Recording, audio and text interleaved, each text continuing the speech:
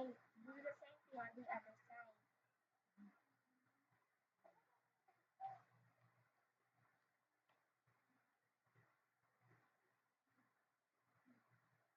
Then fold your paper again like this.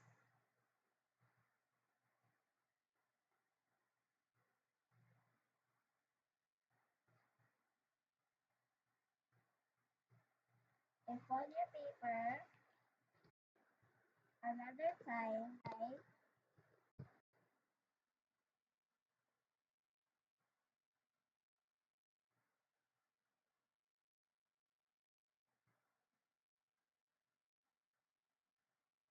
Like this one. Like I said again, fold it again on the other side.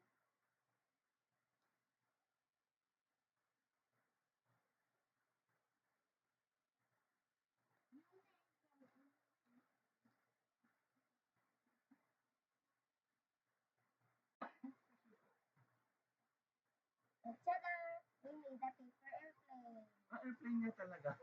Akala ko ano. Ang ba airplane? Okay.